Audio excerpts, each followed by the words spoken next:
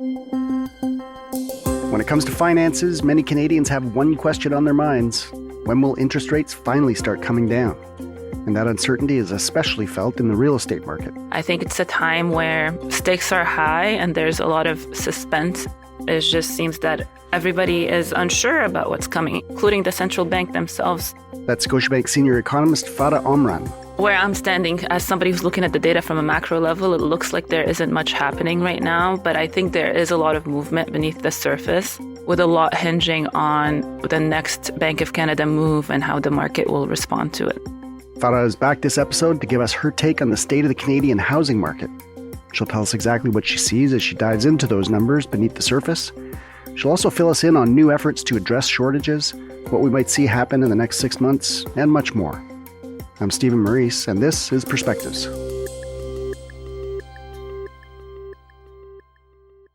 Farah, welcome back. Always a great pleasure to have you here. It's great to be here. Okay, let's get right into it. Last time you were here was October, and you told us the market was in a sort of wait-and-see state. I know there are new numbers just about to come out, but what's the current lay of the land? How have things evolved or changed since October? In many ways, we're back to where we were in October, with the stakes being much higher. So let me do a little recap since October. When I was here last time, it was after the Bank of Canada had hiked again in June and July. And so the market was really slow for the second half of 2023. And in many ways, we expected that is because a lot of buyers were waiting for the widely expected Bank of Canada cut this year to happen so they can buy. Now, what surprised us was that we saw a jump in sales in December and January, much before a Bank of Canada cut or an announcement of a cut approaching. And that took us by surprise. And we think this is because many buyers were making the bet that it would be best to buy now than wait until the Bank of Canada cuts, because once they do, the housing market is going to rebound and prices will go up again. So it seems that the buyers were saying, okay, it's maybe better for me to take a variable rate now or a short-term fixed rate mortgage right now at a higher rate, even before the bank starts cutting, and lock in the lower prices because prices have not yet started going up. And once the bank starts cutting, that will reduce the overall cost of my mortgage versus waiting until the bank cuts, everybody jumps back in the market, and then I'm stuck with a higher home price. So what do you mean by higher stakes? Is it that? Is it the gamble that people were taking both then and now? I think so, exactly. I think right now you have two camps. There's the camp that is maybe thinking this is the time to enter the Canadian housing market because now things are slow. Prices have not recovered the grounds that they lost. But that's not to say prices are low. You know, they're relatively low to the peak, but we're still around 30% above pre-pandemic. But that now feels like the normal for people. And I think it's either that this is the time to enter the housing market and get a deal, or if you don't prescribe to that thinking and think once the bank starts cutting, home prices are not going to shoot up again and, you know, things are not going to rebound in that way, then you might be holding off.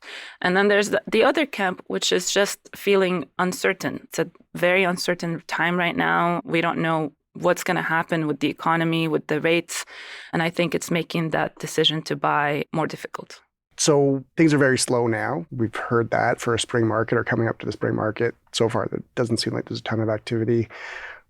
Are people still just waiting for that interest rate cut? Or are they not making that same calculation that you were talking about where, well, if I wait till the rate cut, then prices are going to go up because everybody's going to jump back in the market? What's the difference now between how people were thinking about it in December or January when they started jumping back in? So, you know, I would say to that, I'm actually unsure. December and January's increases were unexpected. I would say those were surprising, to be honest. There are still some activity happening. It's just, you know, at the national level on net, we had a slow February and March.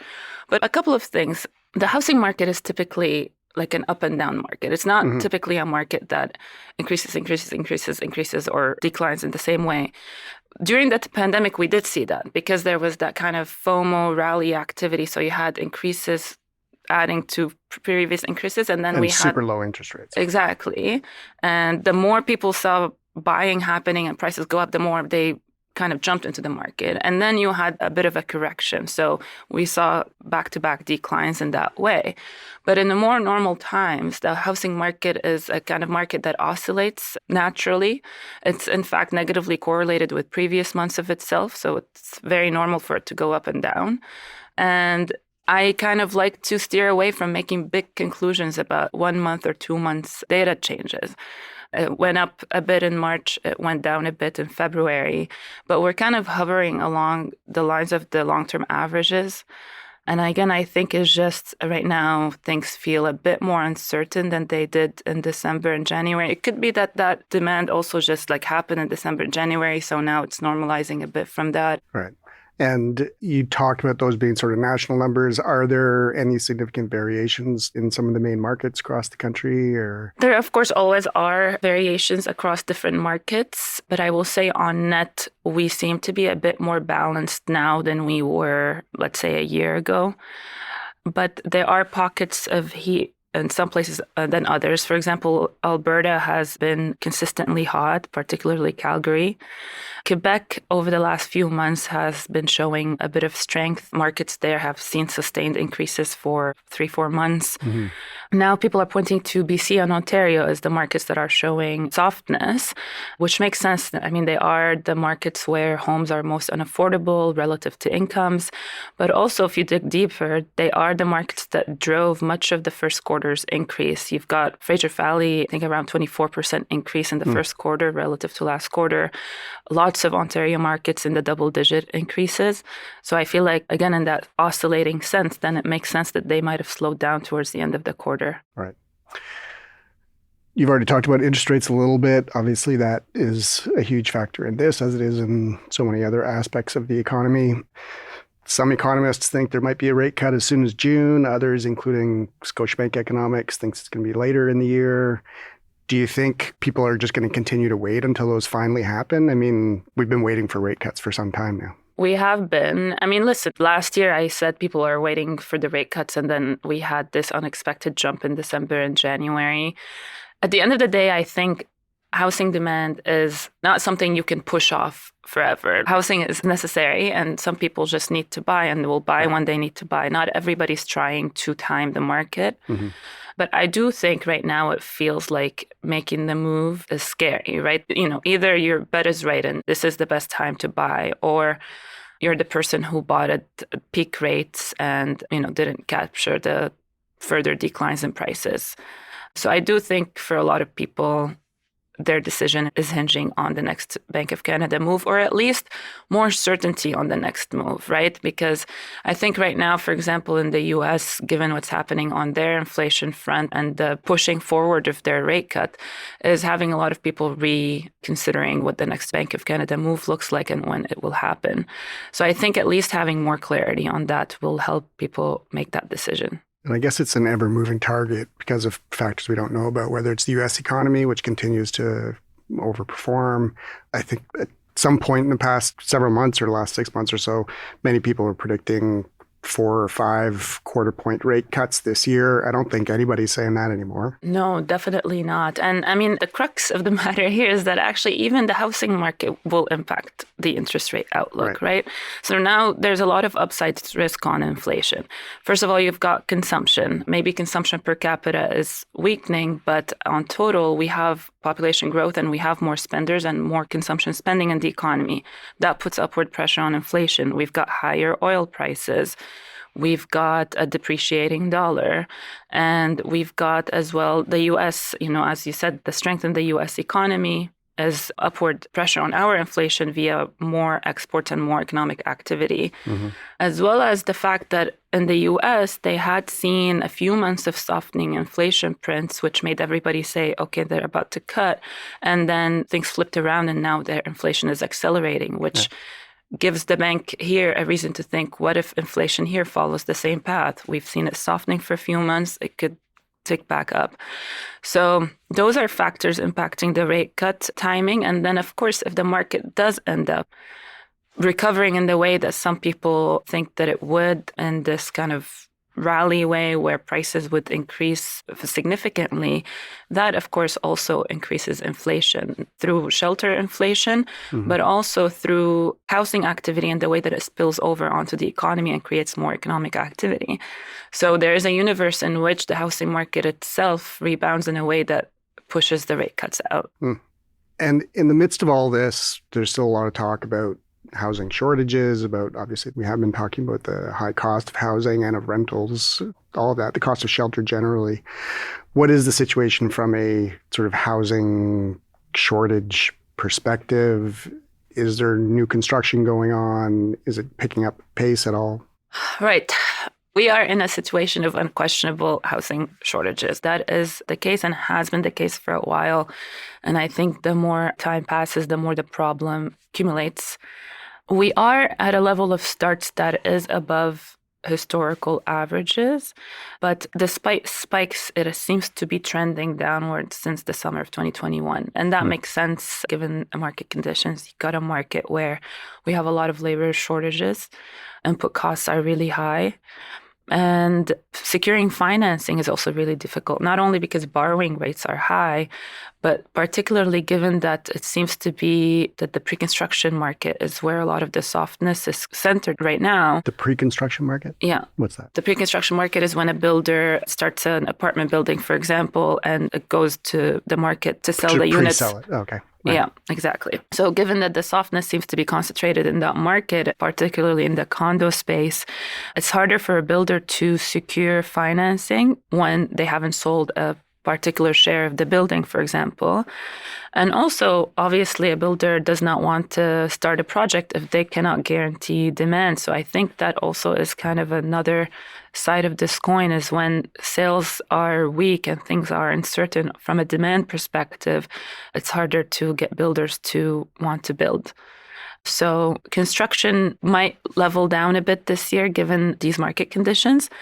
But at the same time, there are reasons to think that maybe not, given all of the government action on this front. I was going to ask you about that. I mean, housing figured prominently in the recent federal budget. Can you talk a little bit about what governments have been doing to try and address the shelter shortage? Yes, the federal government had the housing plan as a core part of the budget, and it was quite a comprehensive plan. Lots was in there, so it's hard to kind of go through all of it, but measures to encourage building more affordable units, more rental units, securing, for example, low-cost financing to encourage more rental building, or to encourage investment in housing-related infrastructure that is essential to create housing, to support already existing homeowners expand their units. They've also have these measures to incentivize provinces and municipalities to remove regulatory barriers and streamline approvals and ease zoning restrictions.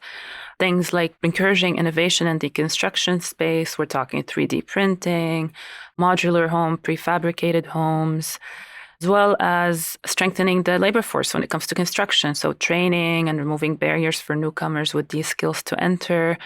So a whole lot of measures with an ambitious target of creating 2 million units over the next decade above business as usual, which is quite ambitious. So business as usual right now looks around 200 or at most 300,000 units a year. And with the announced targets that they have in mind, they're looking at 550 a year. We've never built that many. But just because the target is really ambitious, I don't think means that we should disregard it. I think this is a dangerous time for us to become cynical. I think any improvement is very welcome. Any new unit added to the housing market is useful.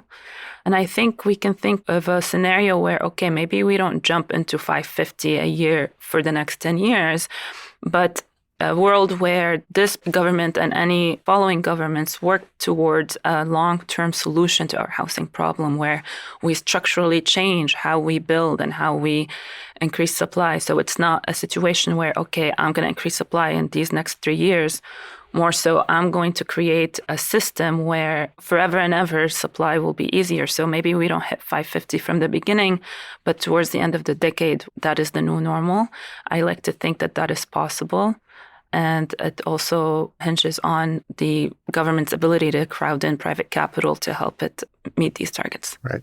So a pretty comprehensive plan that it'll take a while for it to really start having an impact, I assume. And I guess ultimately they're also going to need help from interest rates and those other factors that are not in their control, but have a huge impact. Absolutely. Government spending on housing and efforts towards increasing supply have been, for the most part, overshadowed by market conditions. And I think that is essential towards its success in meeting these targets. Okay. So you said something in a recent report that I wanted to quote back to you here. You said, let's face it, everyone seems unsure. And you go on to say, it's not exactly a very easy economic environment to make a very, very big financial and emotional decision. It's stressful on a normal day in regular times. Do you want to elaborate on that? I guess you're getting into the psychology, really, of it at that point. Yes. I mean, who finds buying a house not stressful? It's a big undertaking. And it's not just that it is a financial undertaking. It's this constant wondering whether you made the right decision at the right time. We kind of just live in this situation where it becomes about making a good bet and the right decision at the right time rather than having a home that you're happy in and a roof over your head and maybe with your family. So I think that really raises the stakes of the decision in a way that is maybe not very useful, because at the end of the day, people should buy a home when they need a home rather than try to make the decision at the best of time. It's really, really hard to time the market. Yeah. And again, right now, it just seems that everybody is unsure about what's coming, even including the central bank themselves have significantly revised their forecasts in their last monetary policy report, for example. So when you're seeing, a central bank that they themselves maybe look unsure on when to move next, and everyone's unsure about the outcomes for the economy, it's really hard to make this kind of a decision. Yeah, for sure. We've had people on the show talking about investing and always advising against trying to time the market when you're investing your money. And I think maybe a lot of people think about buying a house almost as a form of investment as opposed to like the place where they're going to live and maybe raise a family or whatever. Exactly. And finally, can't let you go without asking you to break out your non-existent crystal ball.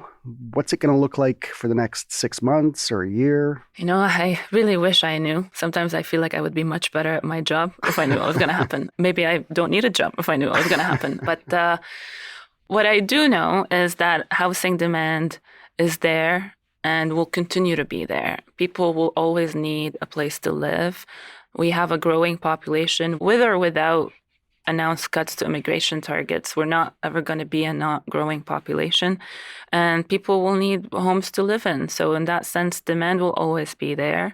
We evidently have a supply problem. And so I think housing will continue to be a big conversation, a big national conversation, and a big dinner table conversation.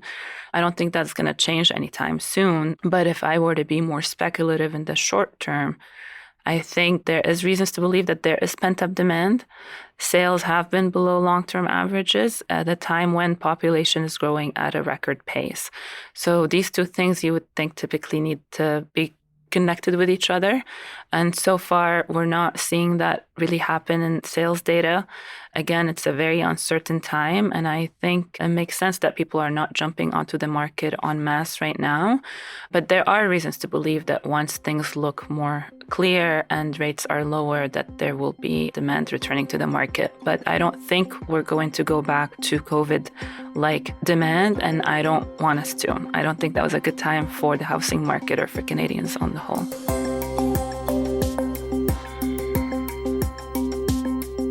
Farah, thank you so much for coming. Really appreciate it. Thanks for having me.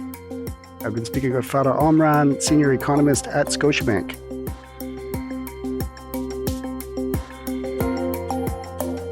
The Perspectives podcast is made by me, Stephen Maurice, as well as Armina Lagaya and our producer, Andrew Norton. For a transcript of this episode, as well as other stories, insights, analysis, and thought leadership, visit our website, scotiabank.com/perspectives. We'll see you next time.